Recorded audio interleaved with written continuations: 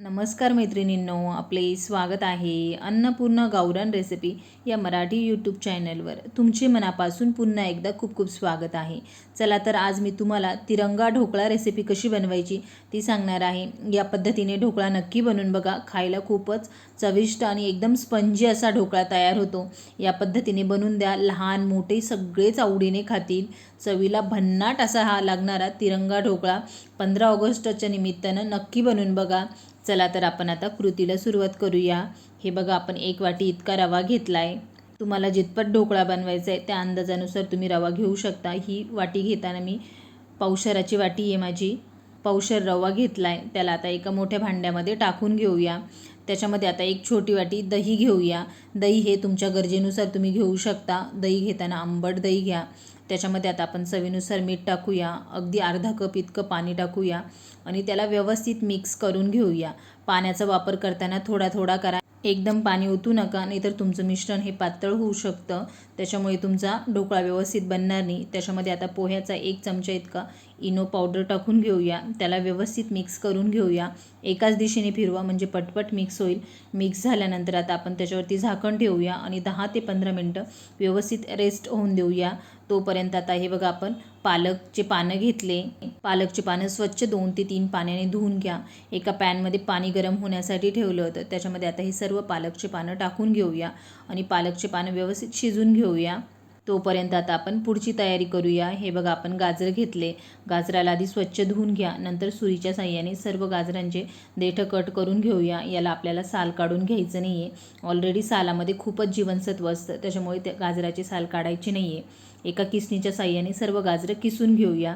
एका मिक्सरच्या भांड्यामध्ये टाकूया. अगदी थोडंसं पाणी टाकूया व याचं वाटण करून घेऊया. या पद्धतीने बारीक असं दळून घ्या. दळून झाल्यानंतर एका वाटीमध्ये सर्व मिश्रण काढून घेऊया. एकीकडे आपली पालक पण व्यवस्थित उकळली आहे पाण्यामध्ये. आता हे सर्व पानं काढून घेऊया. एका मिक्सरच्या भांड्यामध्ये टाकून घेऊया व याचं पण वाटण करून घेऊया. या पद्धतीने पालक आणि गाजर या पद्धतीने दळून घ्या. एकीकडे आपलं मिश्रण पण 15 मिनटं झाले, व्यवस्थित सेट झाले. आता 2 वाट्या घेतल्या आहे. 2 वाट्यांमध्ये थोडं थोडं मिश्रण काढून घ्या. उरलेलं मिश्रण तसंच ठेवा. एका वाटीमध्ये आता आपण जे बी पालकचं मिश्रण करून घेतलं आहे, प्युरी करून घेतली आहे, ती घालून घेऊया गरजेनुसार. दुसऱ्या वाटीमध्ये गाजराची घालून घेऊया. त्याच्यामध्ये आता आपण चवीनुसार थोडं थोडं मीठ टाकून घेऊया. मीठ हे आवर्जून टाका, म्हणजे तुमचा वाटी ढोकळा हा आळणी होणार नाही. त्याला आता चमच्याच्या साहाय्याने व्यवस्थित मिक्स करून घेऊया. या पद्धतीने दोन्ही पण मिश्रण मिक्स करून घ्या. मिक्स करून झाल्यानंतर एकीकडे आता आपण 4 वाट्या घेतल्या आहे. तुम्हाला जितके बी वाटी ढोकळे बनवायचे त्या अंदाजानुसार तुम्ही वाट्या घेऊ शकता. त्याच्यामध्ये आता आपण तेल टाकून घेऊया. सर्व वाट्यांना तेल लावून घेऊया. तेल हे आवर्जून लावा, जेणेकरून तुमचा ढोकळा हा पटकन बाहेर येईल. प्रथम आपण आता हे ऑरेंज कलरचं मिश्रण हे सर्व वाट्यांमध्ये अगदी थोडं थोडं टाकून घेऊया. पहिला बेस टाकून घ्या. टाकून झाल्यानंतर एकीकडे स्टीमर गरम होण्यासाठी ठेवलं होतं. आपलं स्टीमर व्यवस्थित गरम झालं आहे. त्याच्यावर ह्या 4 पण वाट्या ठेवून देऊया आणि स्टीमरचं झाकण लावून घेऊया. 5 मिनिटांनी पुन्हा झाकण काढूया. जे बी व्हाईट कलरचं मिश्रण आहे ते सर्व टाकून घेऊया. सर्व वाट्यांवर व्यवस्थित पसरून द्या. पुन्हा एकदा झाकण ठेवा आणि व्यवस्थित वाफवून घ्या. 5 मिनटं झाल्यानंतर आता आपण पुन्हा एकदा झाकण काढूया. त्यावरती आता पुन्हा एकदा ग्रीन कलरचं मिश्रण टाकून देऊया, जेणेकरून तिरंगाचे तिन्ही पण कलर येतील. या पद्धतीने वाट्यांमध्ये टाकून घ्या आणि पुन्हा एकदा झाकण ठेवून व्यवस्थित 10 ते 15 मिनटं ढोकळ्याला वाफून घ्या. वाफून झाल्यानंतर आता त्याच्यामध्ये आता आपण एक टूथपी टाकून बघूया. हे बघा, आपला ढोकळा किती व्यवस्थित वाफला आहे. टूथपीला अजिबात चिटकत नाही, म्हणजे आपला ढोकळा व्यवस्थित वाफला आहे.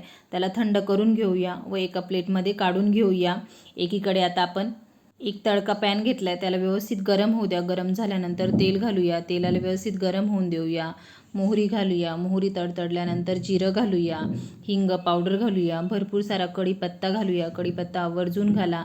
एकीकडे आपली फोडणी पण तयार झाली आहे आणि आपला ढोकळा पण व्यवस्थित थंड झाला आहे. आता ही सर्व फोडणी आपण ढोकळ्यावरती टाकून घेऊया. अगदी झटपट होणारा आज मी तुम्हाला तिरंगा वाटी ढोकळा दाखवला आहे. नक्की या पद्धतीने बनवून बघा. खायला खूपच चविष्ट असा लागतो. कमी साहित्याचा वापर करून कमी वेळेमध्ये केलेला हा ढोकळा लहान मुलांना फार आवडेल. या पद्धतीने जर बनवला तर. आवडल्यास लाईक, शेअर, सबस्क्राईब नक्की करा व या पद्धतीने वाटी ढोकळा तर नक्की एकदा तरी बनवून बघा.